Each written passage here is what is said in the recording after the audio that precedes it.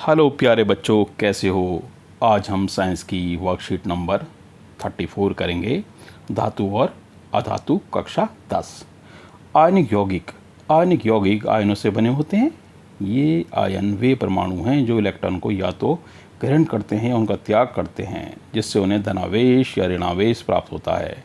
धातु अपनी प्रवृत्ति के अनुसार इलेक्ट्रॉनों का त्याग करते हैं और धनायन बनाते हैं और उन पर एक धन आवेश होता है, जबकि अधातु इलेक्ट्रॉनों को ग्रहण कर ऋणायन बनाते हैं और उन पर ऋण आवेश होता है। यानी कि हम आयन को कह सकते हैं आवेशित कण, जो या तो पॉजिटिव हैं या नेगेटिव हैं, यानी या तो धनावेशित हैं या ऋणावेशित हैं।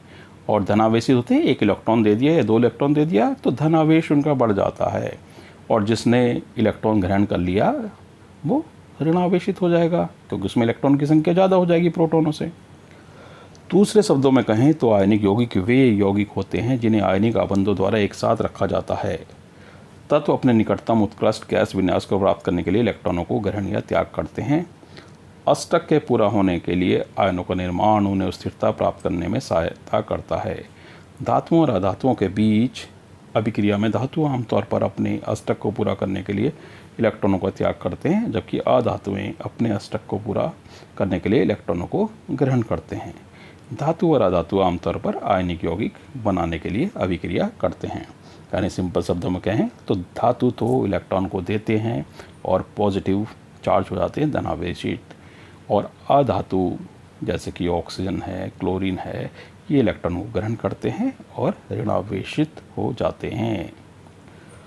आयनिक यौगिकों का निर्माण देख लेते हैं हम। आयनिक यौगिकों को स्थिर वैद्युत यौगिकों के रूप में भी जाना जाता है। एक परमाणु से दूसरे परमाणु में इलेक्ट्रॉनों के स्थानांतरण द्वारा निर्मित रासायनिक आबंध को आयनिक आबंध के नाम से जाना जाता है। इन यौगिकों में आयन होते हैं। सोडियम क्लोराइड का निर्माण देख लेते हैं। पर सोडियम में 11 इलेक्ट्रॉन हैं, 2, 8 और 1। अब ये एक इलेक्ट्रॉन इसको परेशान कर रहा है, इसको अष्टक चाहिए, तो उसने अपना एक इलेक्ट्रॉन दे दिया। क्लोरीन के में है 2, 8 और 7, तो इसको भी एक इलेक्ट्रॉन चाहिए कि 8 पूरा करने के लिए, स्थिर होने के लिए। बाह्यतम कोश में अगर 8 इलेक्ट्रॉन्स होते हैं या 2 इलेक्ट्रॉन्स होते हैं तो स्थिर हो रह जाता है। तो स्थिर होने के लिए इलेक्ट्रॉन लेते हैं, देते हैं। सोडियम ने एक इलेक्ट्रॉन दे दिया, क्लोरीन ने एक इलेक्ट्रॉन ले लिया, तो सोडियम में प्लस यानी धनावेश आ गया और क्लोरीन में ऋणावेश आ गया। दोनों के अष्टक पूरे हो गए, लेकिन ये दोनों परस्पर आबंध में बंध गए। पॉजिटिव और नेगेटिव चार्ज ने एक दूसरे को अट्रैक्ट किया और सोडियम क्लोराइड बन गया। सोडियम बहुत रिएक्टिव मेटल है और क्लोरीन भी एक रिएक्टिव गैस है, लेकिन जब दोनों मिल गए तो सोडियम क्लोराइड यानी खाने का नमक बन गया, जिसको हम खाते हैं आराम से। ये एक स्टेबल है बहुत ज़्यादा, ये कंपाउंड स्टेबल है NaCl। तो इस तरीके से आप देख सकते हैं। मैग्नीशियम क्लोराइड का निर्माण देख लेते हैं। मैग्नीशियम ने 2 इलेक्ट्रॉन्स अपने दे दिए और धनावेश प्राप्त कर लिया +2 का। इसी तरीके से क्लोरीन के 2 परमाणुओं ने दोनों इलेक्ट्रॉन्स ले लिए और ऋणावेश प्राप्त कर लिया, यानी 2Cl-। हर एक क्लोरीन के एक परमाणु में एक आवेश, एक इलेक्ट्रॉन आ गया। तो मैग्नीशियम के पास +2 का चार्ज हो गया धनावेश, और क्लोरीन के पास माइनस ऋणावेश आ गया, तो MgCl2 बन गए इस तरीके से। ठीक है, मैग्नीशियम ने अपना 2 जो इलेक्ट्रॉन्स हैं, एक इस वाले क्लोरीन को और एक इसको दे दिया। क्लोरीन का भी पूरा हो गया 2, 8, 8, और मैग्नीशियम के भी पूरे हो गए, 2, 8 ही रह गए। अब हम प्रश्नों को देख लेते हैं। धनायन एवं ऋणायन क्या होते हैं? धनायन एवं ऋणायन किस प्रकार बनते हैं? जिन आयनों में धनावेश होता है वे धनायन कहलाते हैं। ये सामान्यतः धातु होते हैं जो इलेक्ट्रॉनों को त्याग कर धनायन बनाते हैं। जिन आयनों में ऋणावेश होता है वे ऋणायन कहलाते हैं। ये अधातु होते तथा इलेक्ट्रॉन का ग्रहण कर ऋणायन बनते हैं।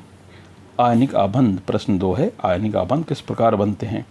धातुओं और अधातुओं के बीच अभिक्रिया में धातु आमतौर पर अपने अष्टक को पूरा करने के लिए इलेक्ट्रॉनों का त्याग करते हैं, जबकि अधातुएं अपने अष्टक को पूरा करने के लिए इलेक्ट्रॉन को ग्रहण करके आयनिक आबंध बनाते हैं।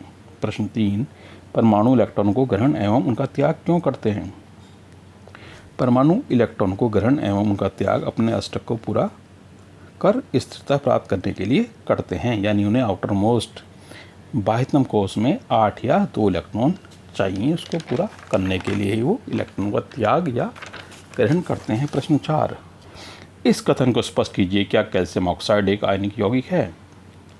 कैल्शियम ऑक्साइड एक आयनिक यौगिक है क्योंकि कैल्शियम 2 इलेक्ट्रॉन का त्याग करता है तथा ऑक्सीजन 2 इलेक्ट्रॉन को ग्रहण करता है और आयनिक यौगिक बनाता है। आप देख सकते हैं कैल्शियम ने 2 इलेक्ट्रॉन इधर त्याग कर दिए और +2 का आवेश प्राप्त कर लिया। ऑक्सीजन ने वो 2 इलेक्ट्रॉन ग्रहण कर लिए और -2 का आवेश ग्रहण करके ऋणावेशित आयन बन गया, यानी कि ऋण आयन। आप इधर देख सकते हैं कैल्शियम ने 2 इलेक्ट्रॉन दे दिए। कैल्शियम के मैं इलेक्ट्रॉन क्रॉस के साइन से दिखा रहा हूँ और ऑक्सीजन के गोल यानी कि 0 में।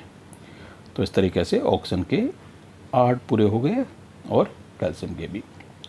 तो इस तरीके से कैल्शियम ऑक्साइड बन गया।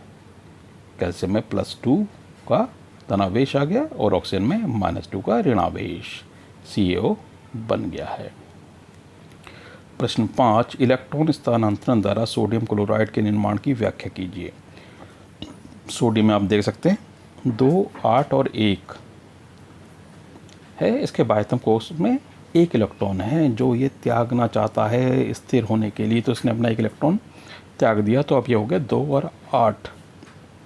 क्लोरीन के इलेक्ट्रॉनिक विन्यास है 2, 8 और 7। अब इसको 1 इलेक्ट्रॉन चाहिए स्थिर होने के लिए, तो इसने वो इलेक्ट्रॉन जो सोडियम ने त्यागा था ले लिया। ठीक है, अब इसका होगा 2, 8 और 8।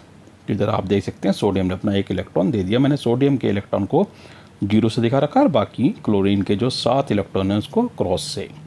तो क्लोरीन के 8 इलेक्ट्रॉन पूरे हो गए और सोडियम के पास एक प्लस का चार्ज आ गया और क्लोरीन के पास एक माइनस का चार्ज आ गया, यानी ऋणावेशित हो गया और सोडियम धनावेशित, और दोनों आबंध में बंध गए आयनिक आबंध में।